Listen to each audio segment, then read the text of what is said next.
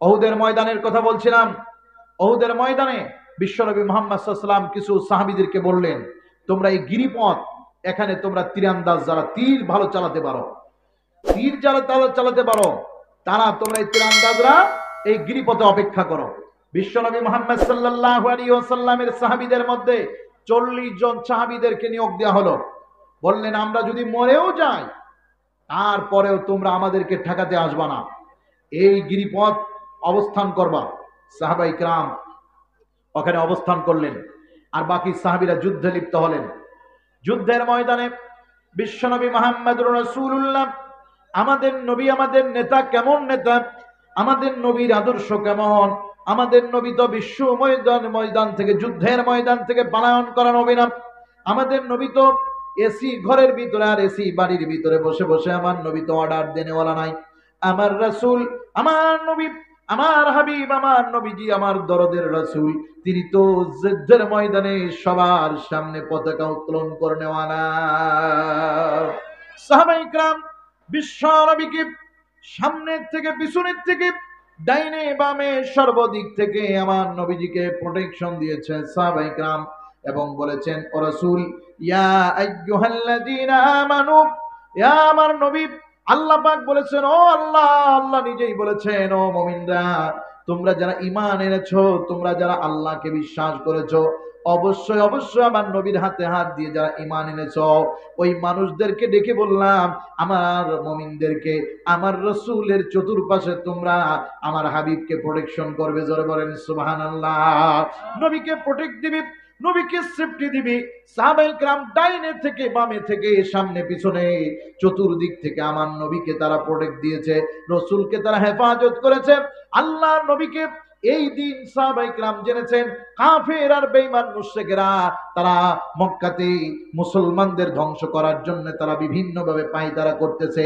তারা উহুদের যুদ্ধে আসার জন্য বদর থেকে যে প্রত্যেকটা শিশুকে, প্রত্যেকটা বালককে, বালিকাকে, নারী পুরুষ ছোট বড় সবাইকে জিহাদের সরঞ্জাম দিয়ে প্রশিক্ষণ দিয়েছে। মুসলমানরা আমাদের সব নেতাদের ধ্বংস করে দিয়েছে, অতএব আমরাও তাদের এবার মেরে আসবো। কি হয়ে গেল?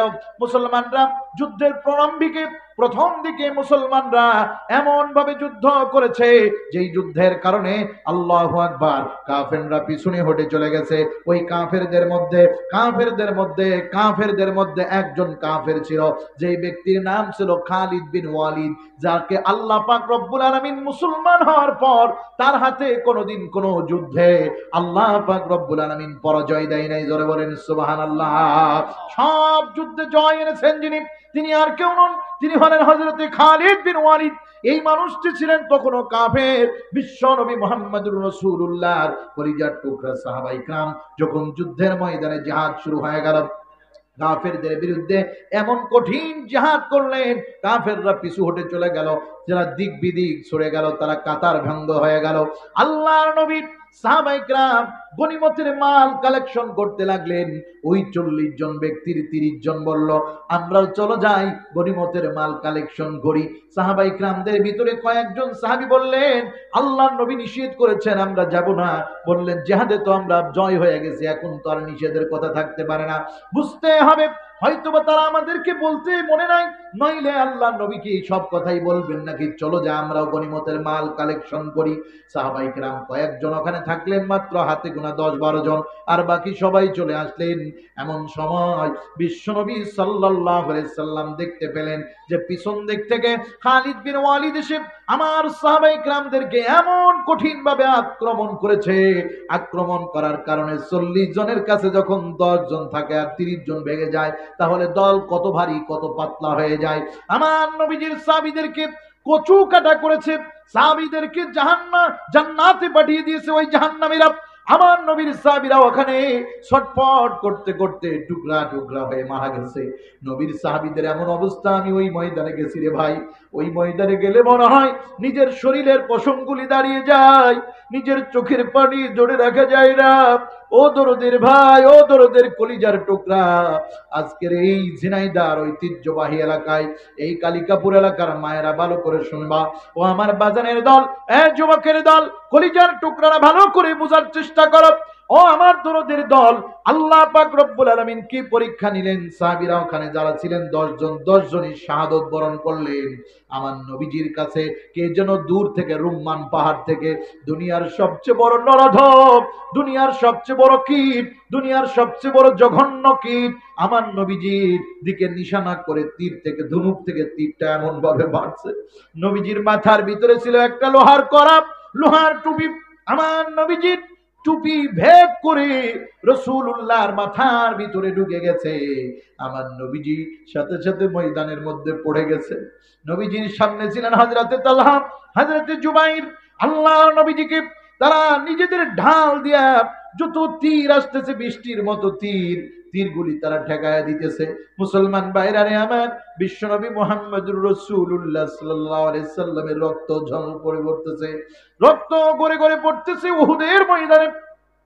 আমার নবীজি রক্ত পড়া, আর তীরটার মাথার ভিতরে ছিল, চোখা জায়গায় ছিল একটা বিষাক্ত বিষ মাখানো। নবীজির সমস্ত শরীর জেরে যাচ্ছে, সহ্য করতে পারে না। হযরতে তালহা নিজের বুকটারে দিয়া, নিজের ঢালটা দিয়া তীরগুলি আর ধনুকগুলি থেকে তীরগুলি, নিশানাগুলি যা মারতেছে সেগুলো ঠেকাচ্ছেন। হযরতে তালহার হাতের মধ্যে যে ঢাল ছিল, ঢালটা ঝাঁঝরা হয়ে গেল, আর কত ঠেকাবে। বিশ্ব নবী বললেন, তালহারে তুমি মাথাটা সরাও তো দেখি, আমার সামনে থেকে সরো, আমার একটু মাথাটা উঁচু করে ধরো, আমার সাহাবীদেরকে একটু দেখতে দাও। আমার নবীজিকে তালহা বললেন, ইয়া রাসূলুল্লাহ, ইয়া হাবিবাল্লাহ, আপনি চিন্তা করবেন না, ও রাসূল, আপনার সাহাবীরা ভালো আছে, আপনি মাথা উঁচু করবেন না, মাথা উঁচু করবেন না। আপনি যদি মাথা উঁচু করেন তাহলে রাসূল গো, আপনার মাথায় যদি এই বর্ষার মতো, এই যে পানি পড়ার মতো, বৃষ্টির মতো তীরগুলি আসতেছে, একটা তীর যদি আরেকটা লাগে আপনারে বাঁচানো সম্ভব না। নবী গো, আপনার সাহাবীদের চিন্তা আপনি করবেন না। বিশ্বনবী বললেন, ও তালহা, আমি রাসূল বেঁচে থাকতে আমার দলের মানুষগুলি, আমার প্রিয় সাহাবীরা, আমার মুমিন মুসলমানরা আমার চোখের সামনে মরে যাবে, এটা হতে পারে না।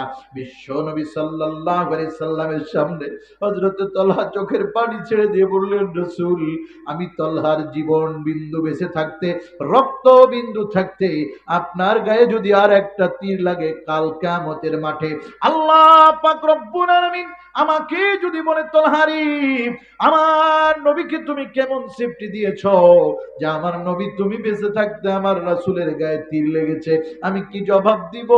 ও রাসূল, আপনি মাথা উঠাবেন না, নবী মাথা উঠাবেন না।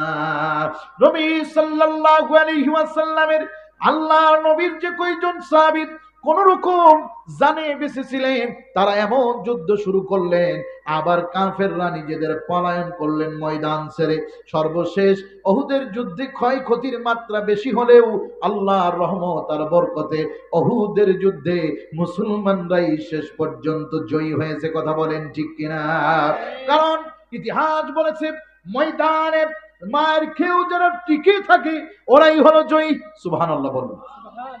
আমার নবীর সাহাবায়ে কিরামদের মধ্যে একটা ভুল হওয়ার কারণে, তাদের ধারণার মধ্যে ভুল হওয়ার কারণে, তারা ইস্তেরকার মধ্যে ভুল হওয়ার কারণে আল্লাহ পাক রব্বুল আলামিনের পক্ষ থেকে এই আদেশ এসেছে আমাদের জন্য সারা জীবনের শিক্ষা। কথা বলেন ঠিক কিনা? এই জন্য মুসলমানদেরকে দলে দলে বিভক্ত করা যাবে না। মুসলমানদের কার টুপি উঁচু, কার টুপি নিচু, কার জামা গোল, কার জামা ফাড়া, কার দাড়ি ছোট, কার দাড়ি বড়, কার মোচ ছোট, কে কি অবস্থায় আছে ওটা দেখার দরকার নাই। কে মুসলমান, কে ইমানদার, কে নামাজ আদায় করে। আল্লাহর নবী বলেছেন তিনটা জিনিস দিয়ে মুসলমান মাপতে হবে। কয়টা জিনিস বলেন? ৮ নম্বর হলো ইন্নাল আল্লাহর নবী বলেছেন, আল্লাহর রাসূল বলেছেন, যে ব্যক্তি মুসলমান, যে ব্যক্তি ইমানদার, যে ব্যক্তি আমি আল্লাহ পাক রব্বুল আলামিনের কিবলাকে কিবলা বলে মানে, জোরে বলেন সুবহানাল্লাহ। আল্লাহর নবী যে কেবলা ছিল আগে, ওই কেবলা থেকে রাসূল ঘুরে গেলেন মক্কার দিকে। ইহুদিরা আর মক্কার দিকে ঘরে নাই, তারা ওই কেবলাই মেনে চলেছে। আমার মুসলমানরা মক্কার কেবলাকে মানে। কথা বলেন ঠিক কিনা? বলেন বলেন। মান সাল্লা সালাতানা, যারা আমাদের মতো নামাজ পড়বে, আর ওয়াকালা যবিহাতানা, যারা আমাদের জবেকৃত পশুর গোশত খাবে, ওয়াকালা যবিহাতানা মান সাল্লা সালাতানা ওয়া ইস্তিকবালা কিবলাতানা, যে ব্যক্তি আমাদের মতো নামাজ পড়বে। আর ইহুদিরা আমাদের মতো নামাজ পড়ে না, ওদের নামাজের সিস্টেম আলাদা। ইহুদিরা আমাদের মতো নামাজ পড়ে না, আর আমাদের কিবলাকে কিবলা মানে না। যারা আছে জেরুজালেমে বাইতুল মাকদাসে মুকাদ্দাসে আছে, যারা জেরুজালেমের মসজিদ যেটা নিয়ে যুদ্ধ হচ্ছে, ওই মসজিদেও যারা আছে তাদের কিবলা এখন মসজিদের কিবলা কাবার দিকে, জোরে কোন সুবহানাল্লাহ। ওই ইস্তিকবালা কিবলাতানা, যারা আমাদের কিবলাকে কিবলা বলবে, ও আকালা জবিহাতানা, আমাদের জবেকৃত পশুর গোশত খাবে, এই তিনটা জিনিস যারা করবে, রাসূল বলেছেন ফাজা আলিকাল মুসলিম, সহিহ হাদিস, তারা হলো মুসলমান। সুবহানাল্লাহ বলবেন না? এক নম্বর, যারা আমাদের পিছনে নামাজ পড়বে, আমাদের নামাজ যাদের নামাজ, আমাদের মতো যাদের নামাজ।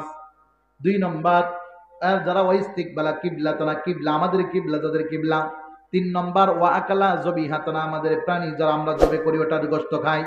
এই মানুষগুলি আল্লাহ পাক রব্বুল আলামিন বলেছেন এই মানুষগুলি হলো মুসলমান। ফাযালিকাল মুসলিম আল্লাযী জিম্মাতুল্লাহি জিম্মাতি রাসূল, সুবহানাল্লাহ বলবেন না?